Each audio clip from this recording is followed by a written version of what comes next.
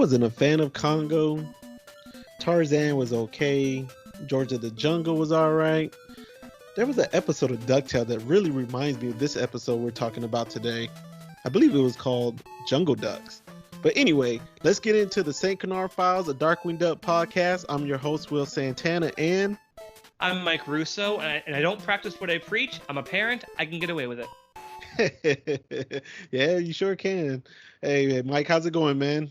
I'm good. And things have been good. Binging the new DuckTales and enjoying that, and your life is good. Oh yeah, I've been binging it too, man. I'm almost there. At the recording this, I believe you said I'm about 4 or 5 episodes away. Yep. Okay, but I got a lot of the Darkwing out of the way though.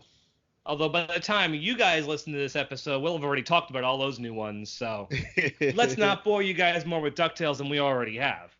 Okay, well, Mike, man, before we get into the episode, man, I want to just really quickly talk about cosplaying. Go for it. Yeah, I've been noticing some Darkwings here and there. Of course, when I go to, conventions and stuff like that or expos, you don't really see it's not a common cosplay thing with Darkwing or I did see a Negaduck at a Dragon Con some Dragon Con photos, but other than that, I saw one Quackerjack, I saw one Taurus Boba, but Darkwing is not really common. It's funny that you think that'd be the most common. I will say I don't want to criticize some of these cosplayers because I know they put a lot of time, they put a lot of effort, research, and then of course a lot of us are middle class people and we're on tight budgets, Right, yeah. But I haven't seen that one Darkwing cosplayer that just blew me out of my mind. Like, wow, that looks so real, Yeah, it's hard. It's it's a superhero, but it's also an animal, so it's kind of hard to get the face and the beak and everything. Mm-hmm. Some people work around it. Some people, mm-hmm. It's tough, I'm sure. Yeah, and some people I know they sew their own stuff. They put it together.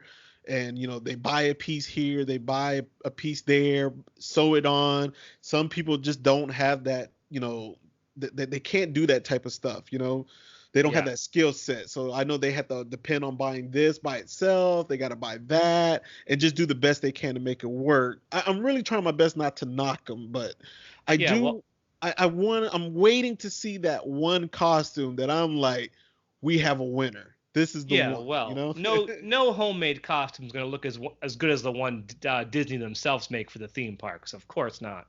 But people try. Have you met any of the characters at the theme parks from Darkwing? No, I've never met Darkwing. I met Launchpad almost 20 years ago. Man. And I met Scrooge maybe about a decade ago at a Christmas event. But I've never met Darkwing. Oh man, the only Disney afternoon I met outside, of course, Donald to me doesn't really count. No. Yeah, is Max. Oh, you've met Max. That's cool. Yeah, I met Max at Epcot. We weren't even supposed to be there. You know how like they have like doors like between. Have you ever been to Epcot? Oh yes, many times. Okay, well like between the different countries, they have like gates, and it'll say employees only or costume people only. Of course, yeah. Well, we didn't see the sign. The door was like half cracked open, so we thought it was a restroom back there. And when we went back there, Baloo was back there, Max was back there, and it was a couple of bunch of other characters. I didn't know who they were, but we saw the Max, and he was sitting on a bench. I might even share this photo in our Facebook page one of these days. And me and my daughter ran and sat right next to Max, and we got 3 or 4 photos with him, man. Nice. It was like everybody's like, "Where'd you get that? Where'd you get that?" Oh, that's awesome. Mm-hmm. Do you know, sometimes these days they have Max dressed up like Powerline coming out and dancing to Eye to Eye. Oh, I did not know that. Yeah, they've actually, Disney's really embraced a Goofy movie. A lot more than they ever thought they would. But as far as the Disney afternoon characters outside of Scrooge and Launchpad, no, I haven't. Darkwing doesn't, I don't think he shows up at Disney World. I know he was at Disneyland several months back for a 90s event. Mm-hmm. And I know he's popped up in Disneyland Paris. Okay. But I don't know the last time he was at Disney World. I don't know if they still do it over at Animal Kingdom. Launchpad and Scrooge were visiting up until recently. Mm-hmm. Were greeting. I don't know if they still are. So it's been still possible to meet Launchpad. I don't know about Darkwing anymore. Well, maybe with the new DuckTales, all this Darkwing stuff that's coming out, maybe they'll consider it. Maybe we'll get lucky. I think if we get lucky and possibly there's a reboot, or if Darkwing on Disney Plus, becomes really popular, it's Mm-hmm. possible they may start doing more with him. He might show Yeah. up more often, and we'll get a chance to see him sometime. I know we're trying to get to Disney World next year, so who knows? Anything's possible. Okay. But all right, man. Enough about cosplaying. Enough about Disney World. Let's get into the episode, Apes of Wrath. Apes of Wrath. All right. So, Mike, who wrote this episode? This one was written by Dev Ross. We haven't talked about him yet. He was actually a pretty prolific Disney show writer. He worked on every Disney show from 1988 to 1994. So if you name something they did between those years, whether it was Many Adventures of the New Adventures of Winnie the Pooh. Mm-hmm. Sorry about that. All the way up to Aladdin, he worked on it. He also worked on a whole bunch of Land Before Time movies, some Clifford stuff, and a lot of Darkwing episodes, as a matter of fact. And his episodes really run the gamut from like really great ones to average ones, like the one we're talking about today. He wrote Apes of Wrath, Waterway to Go, Darkwing Squad, UFO, which I don't think are any of the better ones. But he also wrote Fungus Among Us, Time and Punishment, Up and Awry, The Haunting of Mr. Banana Brain, and The Quiverwing Quack.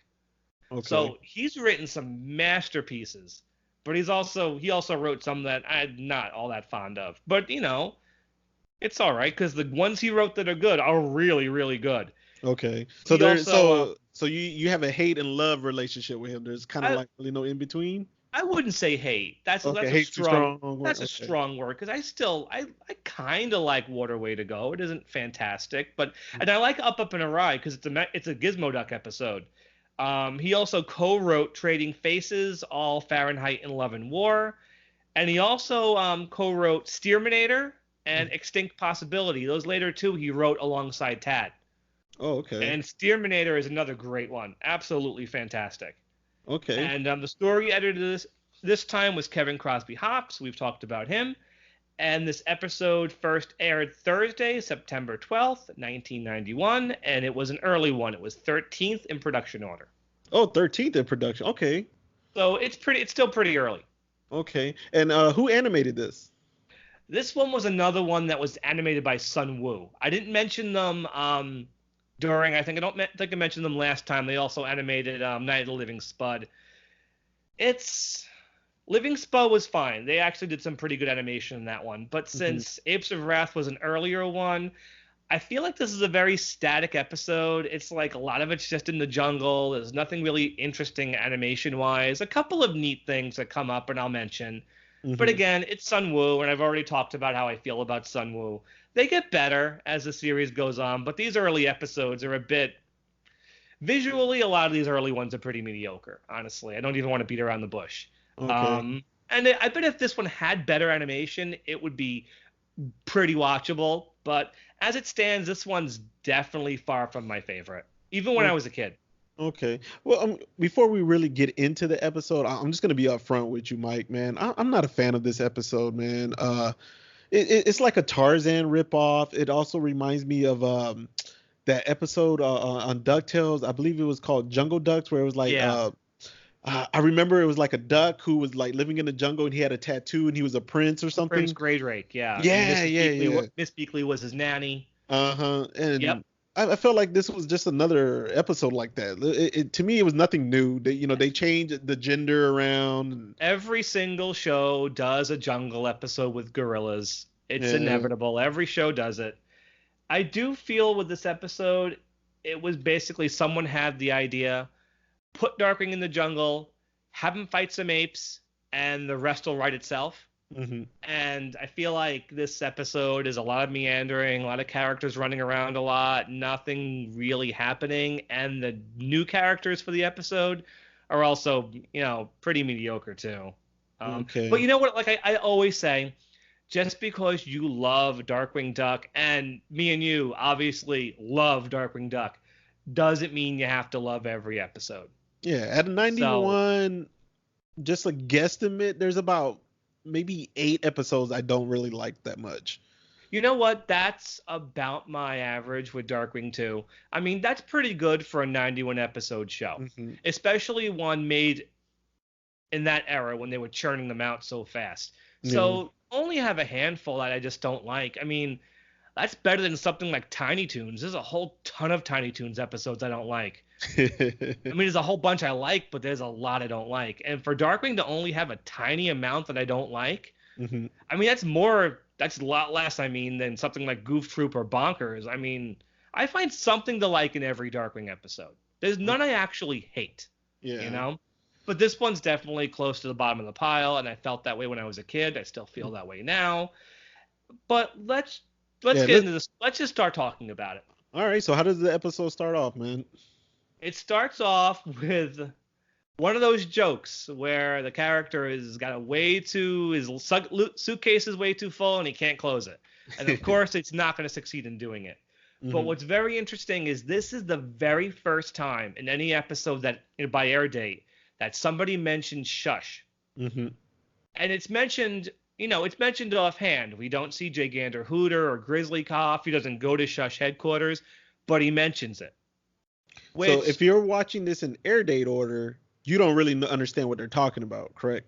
unless you know the show beforehand and read about it, which it's Mhm. possible you may have, yeah, the name Shush comes out of nowhere. Mhm. He says, we have to. They're looking for the missing Shush scientist, Yeah, Dr. Brute. Dr. Beatrice Brute, and Darkwing's heading to the jungle to go find her, and Goslin wants to come along.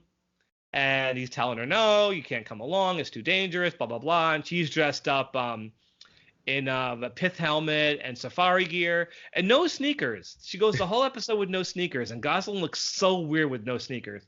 But she threatens to hold her breath until he takes her. Yeah. And of course, they do the joke. You're not coming. Absolutely. You're not coming. No way. Smash cut. She's coming with them. Oh yeah, you know she's gonna get her way. Every show does that. In some form or another, every show does a variation of that joke. Mm-hmm. So they're flying over the jungle and they're going over the gear Darkwing's brought, including exploding coconut. The coconut, yeah, I was gonna say coconuts. that. Get used to coconuts because there's a lot of coconuts in this episode. But Goslin activates the coconut, and it leads to one of my favorite scenes in the episode. Goslin ejects Darkwing from the plane, and he has the coconut. And that was in the theme music. Yeah, but what we don't see in the theme is this fantastic Tex Avery wild take. He sees the coconut, and that drawing when he freaks out, his buttons pop off. I don't even know what they were doing with that, but it's such a great drawing the way he freaks out. Like Tex Avery would be really proud of that one. And he's trying to get rid of the coconut. He's throwing it. It keeps coming back. He's just trying to get rid of it. And the whole time he's falling. And he realizes, it's not going to happen.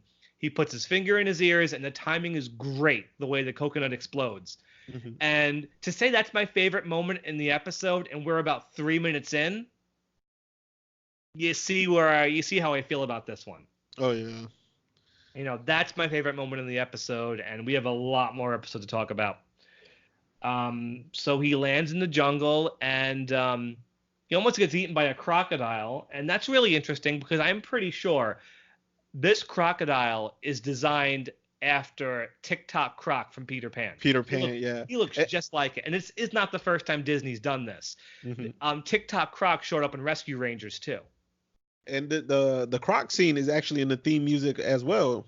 That is true. Yes. Yeah. Crocodile tries to eat him in the theme song, and that's what we have here. Yeah, I believe those are the only two scenes that are. It is.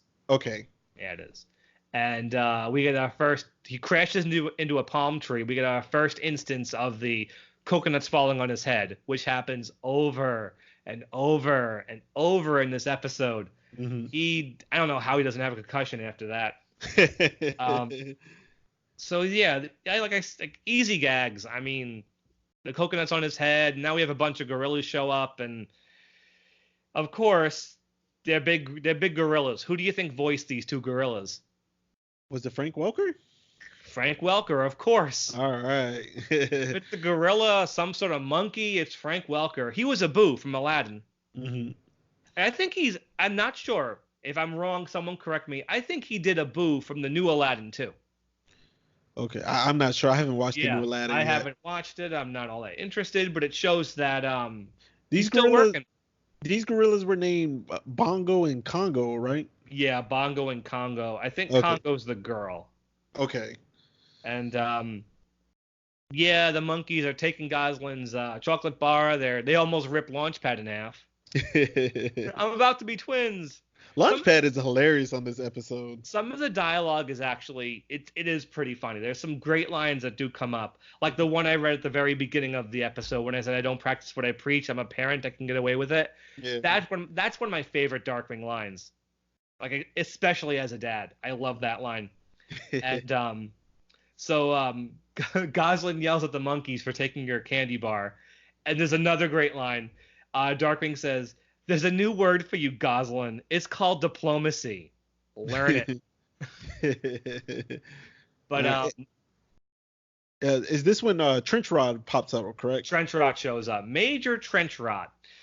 First, you know what? My favorite thing about this character is he has a funny name.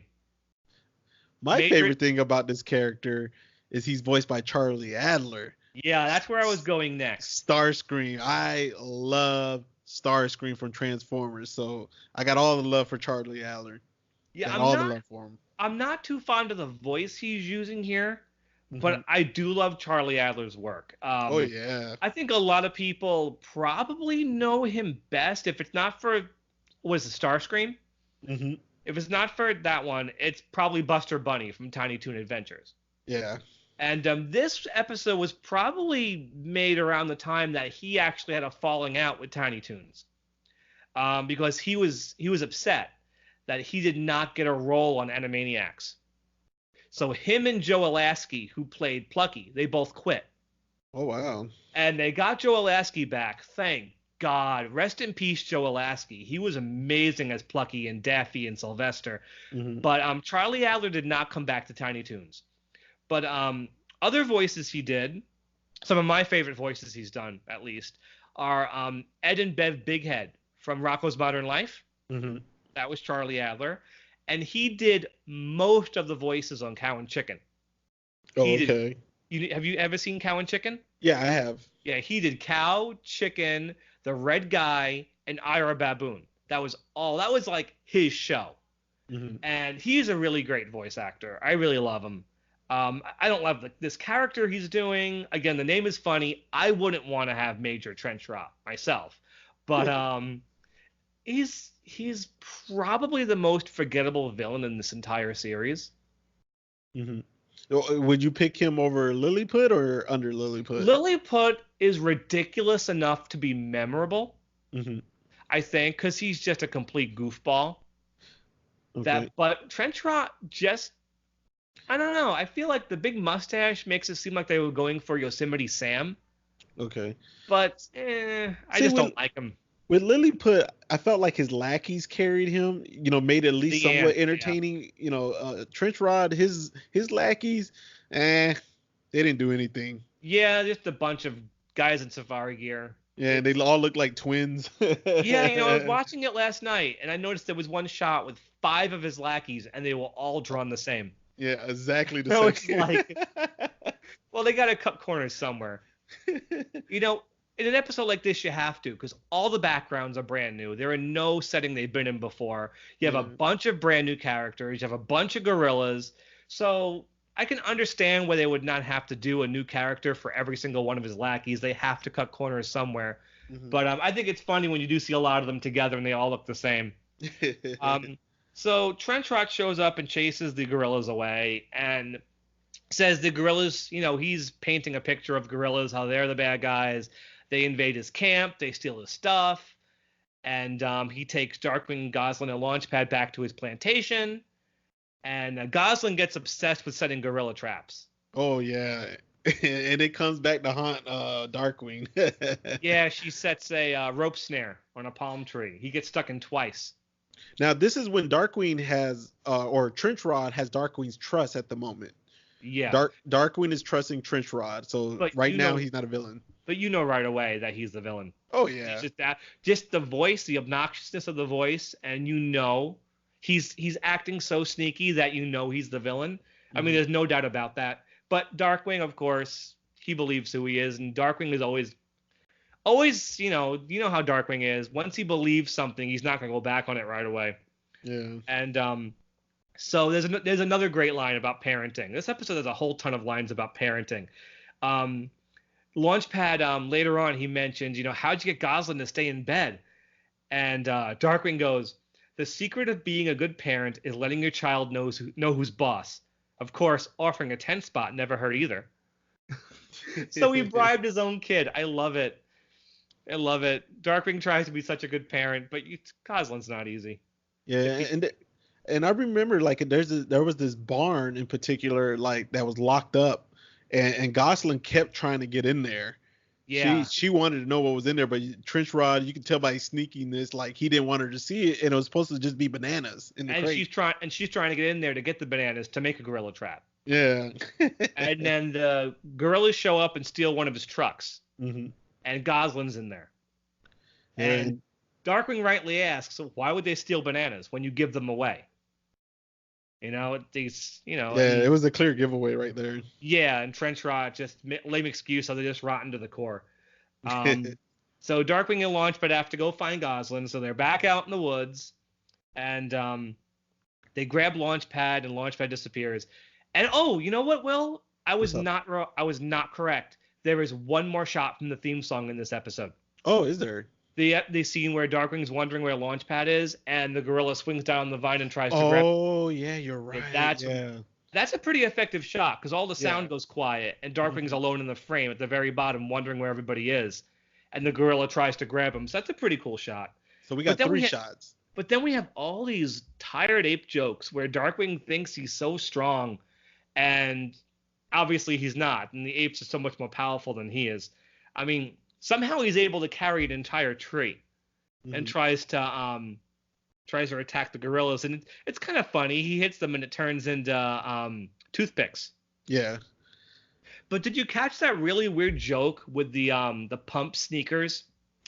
Man, that's what I thought of, man. Like the pump sneakers. I was thinking of the Reebok D Brown ones where I used to pump them up and he won a dunk contest with. Oh man. Unlike you, I was never into sports.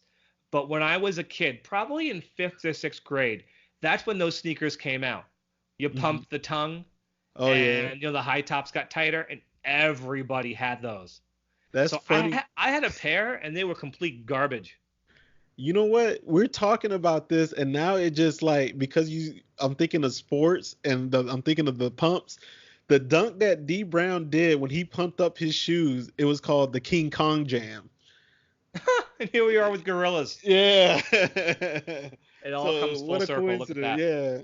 But of course, the real sneakers didn't inflate the way Darkwing. Oh, of course not. But it's such a weird scene. He uses them just to reference like something that actually existed, and I find it stands out like more so now. Like I don't think of those sneakers unless I watch this episode, and then I'm like, whoa, those existed. But he puts them on, he pumps them up, and he runs right into another gorilla. And that's the extent of these sneakers. It's just the oddest thing. And then this is when Dr. Brute swings in, correct? Yeah, finally Dr. Brute shows up.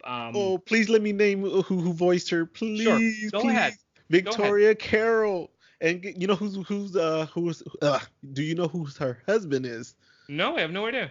Michael Bell, Quacker Jack, baby.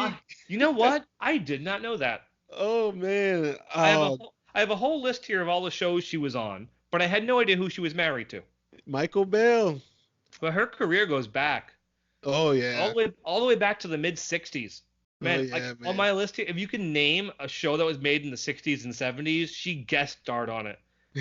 I have McHale's Navy, Green Acres, Get Smart, My Three Sons, Love Boat, Dynasty. Oh my God, she was in everything. I wonder when she got into voice acting then. Probably I have that too. She didn't start voice acting until the early 80s. Okay. The first show she did apparently was Richie Rich. But it looks like she might be retired because she hasn't done anything in a while. Yeah, it says she's been married to Michael since 1968, and they're still married. Oh wow, that's a relationship that lasted. Oh yeah, Good for her. 1968. Oh yeah, she got Cracker Jack. Oh man. And I Okay. think this Oh might have been her only Darkwing Duck episode. yeah, probably so. I mean, Dr. Brute, she has a British accent. She looks like what you'd get if you took Binky and Dr. Cerebellum and you just put them in a blender.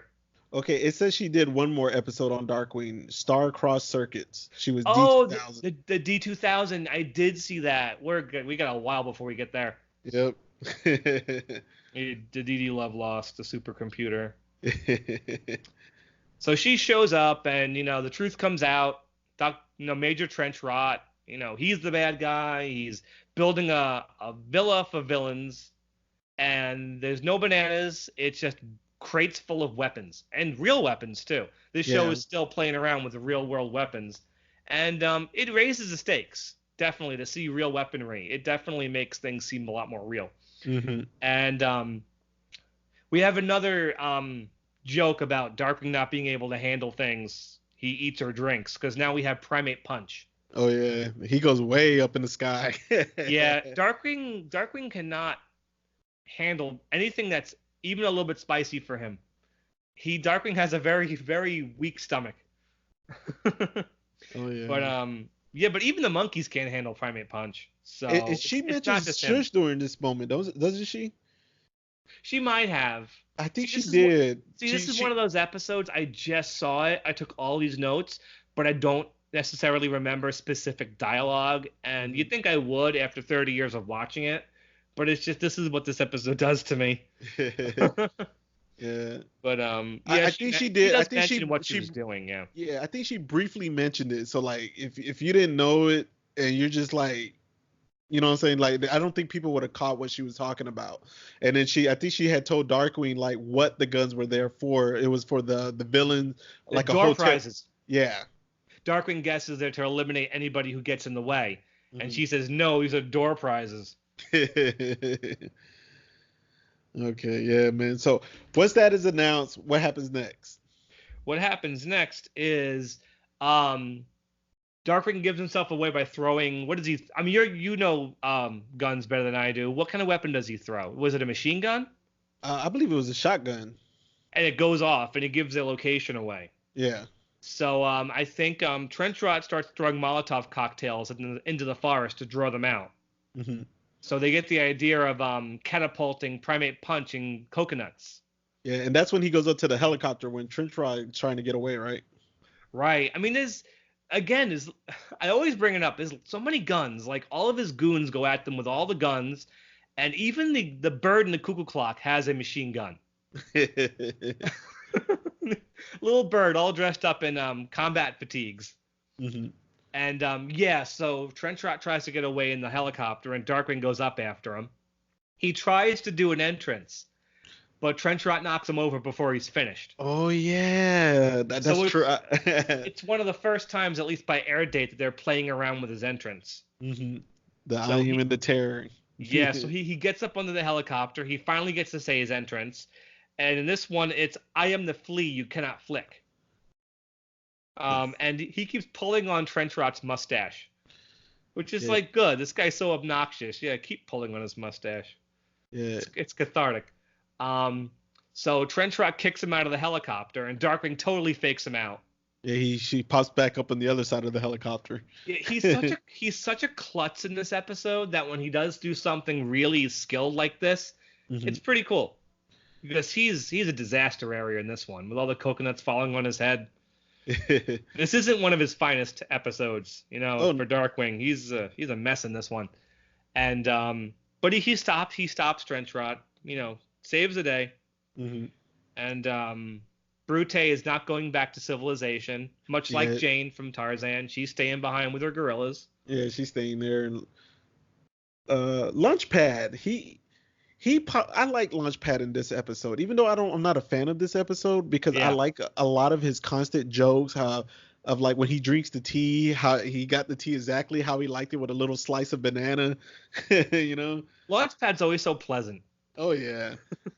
Gosling, she's popping in and out of this episode. Her role is decent. It's not quite satisfying, but it is decent. Um, Yeah, it wouldn't be long, I think, before Gosling would get more justification for being in episodes. She's in this one, mhm. but I feel like if she wasn't, it would pretty much be the same episode. No honker on this one. No honker, but I don't see what he would have added to it. Yeah. Darkwing. Darkwing is he's solid to me on this one. I'm not gonna knock Darkwing on this episode.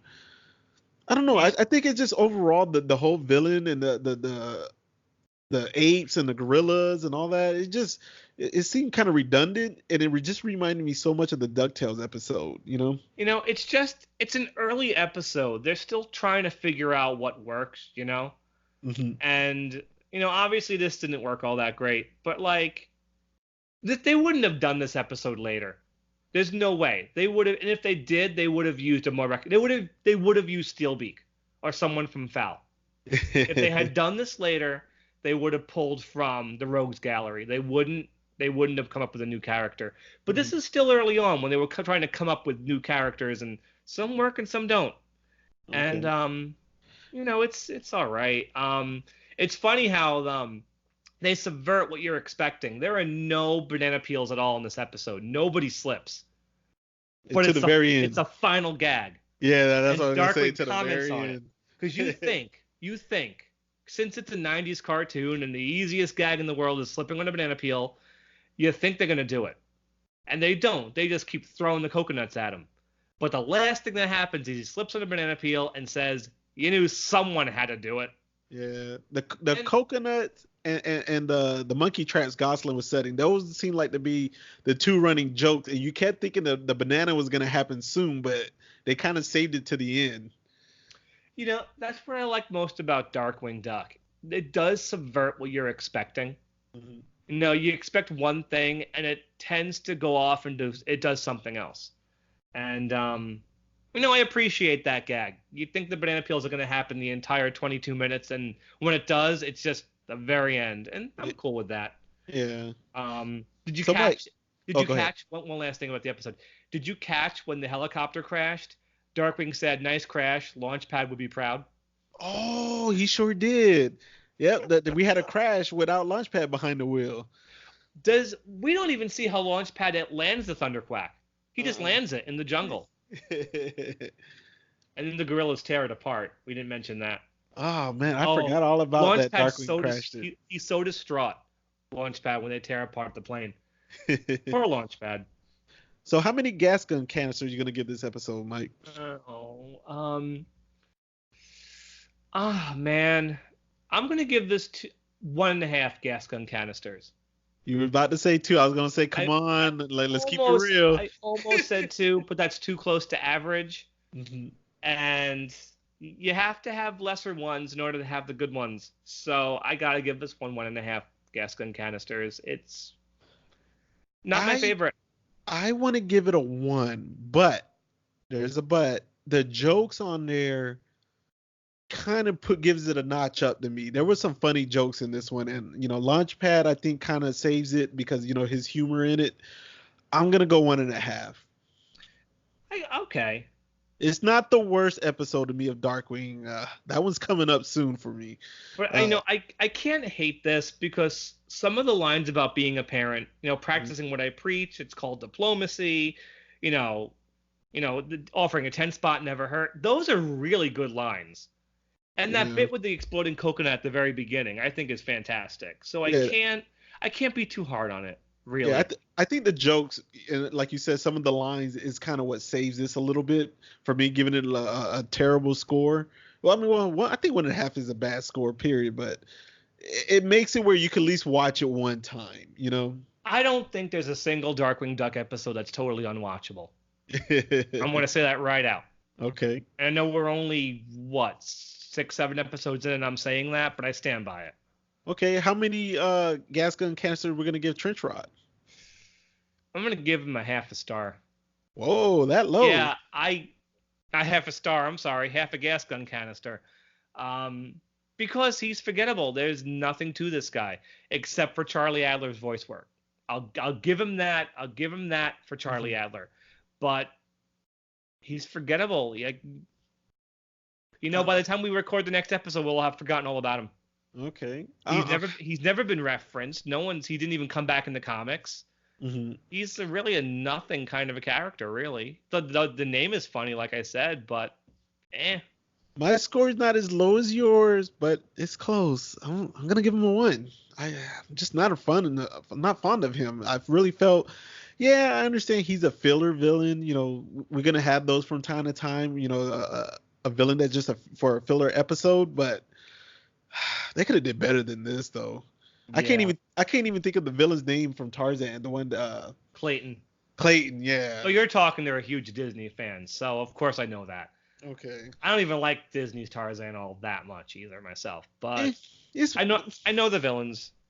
And I guess like the whole time I'm watching this episode, I just think of that Jungle Duck episode. Like, man, this is such a ripoff of that episode. That's a pretty decent DuckTales episode. Mm-hmm. So yeah, I'm gonna give him a 1 for Trenchrot and 1.5 for the episode. I'm just not a fan of this episode. Mm-mm. All right, so Mike, what episode we got next? Next episode is one that's a really early one, and our official introduction to Shush and Fowl, Dirty Money. Which God. I know is not your favorite, but there are parts of it I really like. So it should be an interesting discussion. Yeah, I'm kind of curious how this is going to go because we're on complete opposite ends on this episode. Oh, I'm not saying I love it, but it might be not my favorite because I think Night of the Living Spud is better. I think it might be one of my favorites from the first week of episodes. Mm-hmm. And a lot of it's, you know what? Not for now. We'll save it for next time. Okay. Dirty Money will be the next episode. We'll talk about it then. Okay. And but what I like to do is start a new feature for this podcast. We've gotten some great feedback from people so far, from on our Facebook page. Some people have messaged me, and we've gotten some feedback that's really, really, really nice. And I love to be able to read some feedback that we get. Mm-hmm. And I want to encourage anybody who wants to tell us how we're doing, tell us how much they love Darkwing, comment on a specific episode we just did, to post it on a comment for the episode on our Facebook page, leave a visitor comment, or even message one of us. And I got a message from someone a few days ago, and I definitely want to read on the air. And I got a message from Curtis Finley. And he, up until last year, he was a co-host on a podcast called the Disney Dad's Cartoon Afternoon. It was an episode-by-episode review podcast on the new DuckTales. It's on hiatus right now. He says he'll come back, and I believe him. I hope he does. If you're listening, Curtis, can't wait to hear it again. And he sent me a message, and I want to read it. He wrote, "Here are some comments that you can use in the episode." He said, "Thank you for your review on that sinking feeling. Even though I haven't seen this episode in years due to it not being on DVD, I am very familiar with the story because I have the storybook version, and I've read it to my kids many times. I'm surprised that you didn't mention Moriarty's namesake, especially when you specifically pointed out the Basil statue in Drake's home. Very good point. We did not mention Moriarty. It's funny that we actually did not mention that. Also, I wonder if there was a conscious decision to make the first villain in this superhero show a mole, which to me is an obvious parallel to the very first villain of the Marvel Universe, the Mole Man. Again, I am not a huge comic book fan, especially, comic book superheroes. I love the Marvel movies. I don't know much about the comics, so that never would have occurred to me. Thank you, Curtis, for pointing that out, because it could very well be. I know Tad Stones was very influenced by comics, so it's very likely this is exactly what it was. Mm-hmm. But if Tad is listening and would like to let us know if that was true or not, we'd love to hear it. Oh, and yeah. Curtis finishes up by saying, "Anyway, looking forward to more episodes. Keep it up." Thank you, Curtis, for that message. We really appreciate it. And again, if anybody wants to have their comments read on the podcast, send us a message or comment on the Facebook group, and we'll be happy to read them. Oh yeah, or you can matter of fact, let's give our contact information. You can email us at stcanardfiles@gmail.com. We have a Facebook page as well, the St. Canard Files, a Darkwing Duck podcast, and we just created an Instagram page, and the Instagram page is slowly growing, man. It's doing pretty well. Yeah, we've just in general, not just the Instagram, we are growing pretty quick. Oh yeah. In the last few days of this recording. Yeah. We're recording this on the 11th of September, and yeah, we've got a lot of we just posted about Disney Plus, Darkwing coming to that, and it's we're growing pretty quick now, so we appreciate it. Oh yeah. Yeah, so yeah, man, that's where you can reach us at. You can find Mike on Facebook. I'm also on Facebook as Will Santana. Like we said, follow our Facebook page or follow us on Instagram or both, and make sure you subscribe to the podcast as well. Follow the podcast. We're releasing them. Seems like it's going to be every Monday. That seems to be our set thing right now. What we're doing every Monday. And we record a lot of these in advance. So if you don't hear a comment right away, it's only because this episode is recording at the 11th of September. It's not going up till the very end of the month. Yeah. So be patient. If you send us a comment and you don't hear it right away, it's only because, we haven't gotten to it yet. But we promise, we will get to it. And, yeah, I think that's it, right, Will? Yeah, that's about it, guys. So we're going to wrap this one up. And remember, stay dangerous. Have a great night.